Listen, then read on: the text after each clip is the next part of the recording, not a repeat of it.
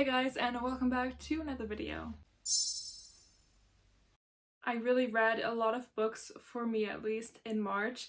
I read a total of 14 books, which I'm really happy with, and yeah, I wanted to talk to you about them. So I read 2 physical books, 9 audiobooks, and 3 graphic novels or manga. I read a total of 4,504 pages, and these are 1,427 pages physically. I only hauled 9 books, which is pretty good for me. And I did also do an unhaul that you can check out over here. So my TBR has decreased to 201, and I have a current star immediately of 106. Once again, I'm going to rank my books from lowest to highest rating, but just to give you an overview, I gave 2 stars to 1 book, 2 books that are 3 stars, 1 I gave 3.5 stars, 5 books that I gave 4 stars, 3 books that I gave 4.5 stars, and 2 books that I gave 5 stars. My average rating is a 3.93, so overall pretty good. So yeah, let's get into the video. So I already told you that I gave 1 book 2 stars, and that is actually a graphic novel that I read during Becca's Bookopoly,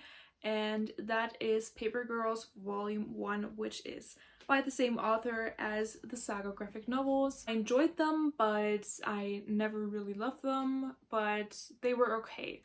I think I gave them all like 4 stars. I would say they're like 3 to 4 star-ish, but this one is kind of different. It is also sci-fi, but it's set on Earth, and it is also set in the 90s, I believe. And I think we have people time traveling to that time again from the future, but there are also other species or people from other times, I guess. It just was very confusing. Nothing was revealed, so I just was confused all the time, and it also wasn't really the humor I enjoy, so I just had to give it 2 stars. I didn't like it. I don't want to continue on with the series. So yeah, that was a quick read and nice for a readathon, but nothing else. Now to the 3-star books. The first one is the one by Kira Cass, which is the finale to the original selection series.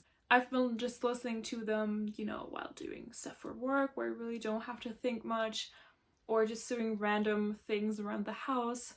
So it went by pretty fast, so I just wanted to kind of see what the series is about. And honestly, I think I forgot most of it, but the plot is pretty similar, I want to say, compared to the second one especially. I don't think it is a must read, so, but nice for in between, I guess. And the other book I gave 3 stars is a graphic novel called Fangs by Sarah Anderson. This is about a vampire and a werewolf and their romance, and it doesn't really have a plot. It's just like separate scenes and then the graphic novel's over, if that makes sense.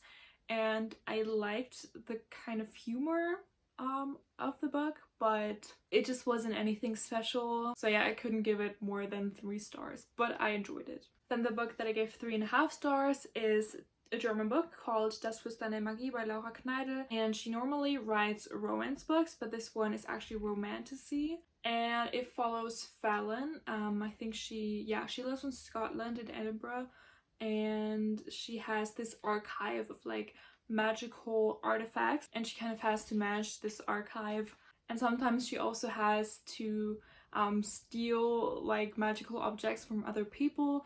And in one mission, I think she meets this other guy called Reed, so there's obviously a romance there, and she usually wears a cloak that transforms her into something that the other person looking at her would like to see, but somehow it doesn't work for him. So there's a mystery with that. It was alright. I think you can already hear from the tone that it was just alright. I enjoyed it, and that's it. I didn't love the romance, and also the plot was a little bit weak, so yeah, 3.5 stars for me. And now to the 4-star books. Let's start off with another German book that I read for Becca's Bookopoly. It is one from the Grimm Chroniken series, which I've been reading. I feel like I've talked about this book, like, or the series, like a lot on my channel, but these are just really short volumes and I really enjoy them. I can't really say too much about this one, and it's also like book 16, so it would all be a spoiler. Maybe think about it as like Grimm, the TV show, as a book series. Just a bit better in my opinion. I didn't really love the show. Another book that I read for Becca's Bookopoly-thon was The Cousins by Karen M. McManus. And I have read One of Us is Lying in 2019, I think, so it's been like 2 years now. Back then I wasn't really reading too critically, I want to say, but I read that one physically and I was just getting so annoyed because the premise is actually like interesting. Like 5 people are in a room, 1 dies and nobody knows who did it, but the middle part was just so boring. It was just about their private life of these other 4 people. I just really didn't care. I just really wanted to know what happened, and then the reveal was kind of underwhelming, so yeah, I gave that one 3 stars. But with The Cousins, there was a mystery throughout the book, which I really enjoyed. So this one features like family mysteries. So we have 3 cousins who are all from kind of really wealthy old American family, but they all kind of had a falling out. But now the grandma, who has like all the power in the family, invites them to go there and have like a summer there and work there because she actually owns like some sort of resort. This also has a dual timeline, which I really like. And yeah, there was just a whole mystery throughout the book and nothing really like unnecessary as like a filler. So I really enjoyed this one. I think I listened to this in like 1 or 2 days. So if you didn't like One of Us is Lying, definitely give this one a try. I really preferred this one. I gave this 4 to 5 stars, would really recommend it. And then I read another crime novel, actually a whole series, and that is Truly Devious, The Vanishing Stair, and The Hand on the Wall. These were really entertaining. I listened to them back to back. So it's all about the Ellingham Academy. It was founded like in the 1930s, and then one day the wife and the child of the founder are captured and are later found dead. And Stevie, who is the protagonist, is really into like this whole case and wants to find out who actually did it, find out the truth. So that's why she gets into the academy. It's actually like for really gifted, talented people, but there's just so much, and so much thought went into the series. I really admire the author for doing that, and it actually is pretty realistic, I feel like, because it really takes some time to figure this out. You know, with The Cousins, it is very like fast paced and the secret is like revealed very quickly by the end, obviously. But here you have to keep reading, and there's just so much detail that goes into this, and I just really like that. This was actually a reread. I didn't enjoy as much the first time because I was a little bit annoyed that we didn't find out like by the end of this like basically anything about the case. Oh, by the way, there are also like other murders happening in the present while she's, you know, working on that case. It is really good that every book is out now, because I think I can agree with people who read this book when it came out that they're like kind of disappointed because they did have to wait like a year or so for the next book. So I think that can be really annoying, but now every book is out in the series, so I would recommend you to check this out. Okay, another book that I read for Becca's Bookopoly was The Black Flamingo by Dean Etta. I listened to the audiobook, which I would really recommend, and it follows a guy who is half Jamaican and half Greek, and also lives in the UK. So it really is about finding your identity, because he's also gay and he's trying to navigate all of that. So it was a really nice book. The audiobook is really short, so I would definitely recommend you to check this out. And then I read another book that's really like, I don't want to say like guilty pleasure, but I love the author, just how she writes, and the humor, I just love it so much. It is a German author too, and she did like time travel novels before. If you're German, you probably know like the Zeitenzauber trilogy and also the one after that, the series. I really enjoyed those. She has a new book out which is called Durch die Nacht und alle Zeiten by Eva Völler, and I listened to the audiobook of this and oh my gosh, I just love it so much. So I think this is set in Rheinland-Pfalz, and they're like at this medieval event where they just dress up as, you know, historical figures. And for some reason, I don't remember what it was exactly, but she goes into the forest and then gets lost, and then she encounters this other guy who's also dressed in the same attire, but it actually turns out that he is from the beginning of the 19th century. He's a soldier from England and fights, you know, against Napoleon. I just love the trope when like people from the past get transported into the present or vice versa. I just love that so much. I think it's so funny every single time. So yeah, I just really enjoyed this audiobook. I would definitely recommend it to you. You don't need to read the other books, by the way, to read this one. And the other book that I gave 4.5 stars and I finally finished is A Winter's Promise by Christelle Darboux. I've been reading this since August, I think, but I put it down and picked it up back in February, and I finished this one right before the end of March, on the last day of March. And yeah, I'm just really happy that I finished this now because it really took me a lot of time. You can see by the tabs that I really enjoyed this one.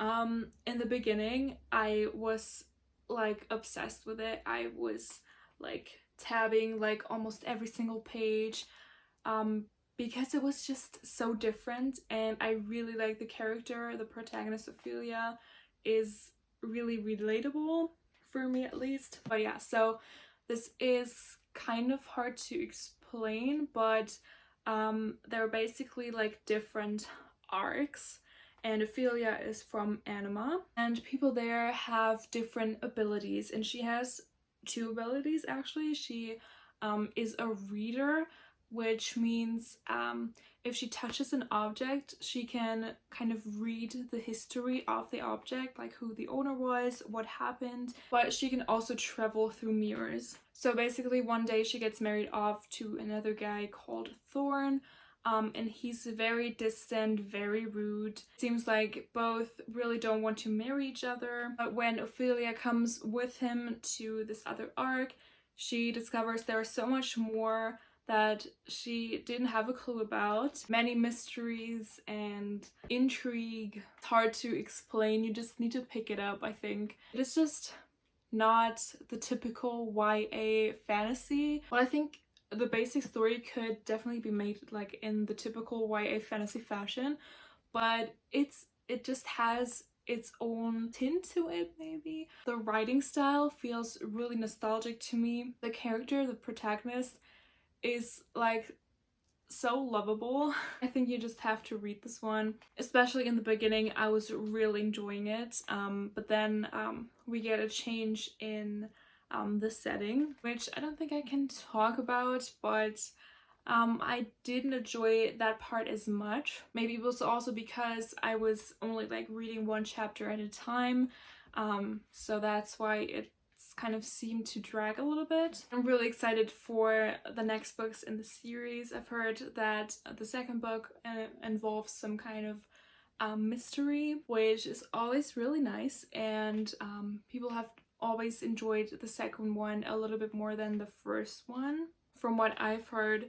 But yeah, I'm just really excited for the series, and yeah, I enjoyed this a lot, so I gave this 4.5 stars. And now to my 5-star books. So the first one is Isaac Kiss in the Corners by Joanna Ho. This is actually a graphic novel, but I listened to the audiobook because I really wanted to read it. It follows a girl who is East Asian and basically loving who you are. I just think that it's so vital to have children's books that actually represent everyone. So for that reason alone, I had to give it 5 stars. Definitely want to reread it like physically somehow with kind of the images. So yeah, really short, but very important. And then to my favorite book of the month. I'm just so happy that I started this series finally. I read Death Note Volume 2. So the first one starts with the main character getting a death note, and he finds out that if he writes a name into that notebook, the person is going to die.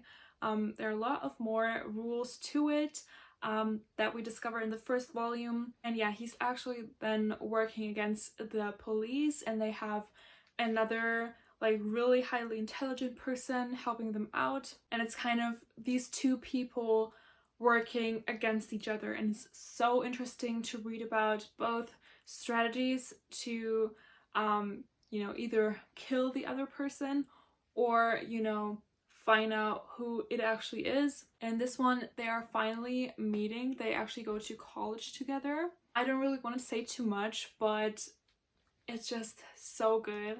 We also have another person coming into the picture in this one, which is just so interesting to read about. And yeah, however, I don't know what to expect of the third volume, because the way this one ended, it seems like it is going to be very different. Obviously, I don't want to spoil it, but I've heard it from other people that it gets kind of weird and confusing and just too much. So I don't know how I will feel about the next volumes. But I guess we'll see. I'm definitely going to read them. But yeah, this one was absolute perfection. Loved it. 5 stars.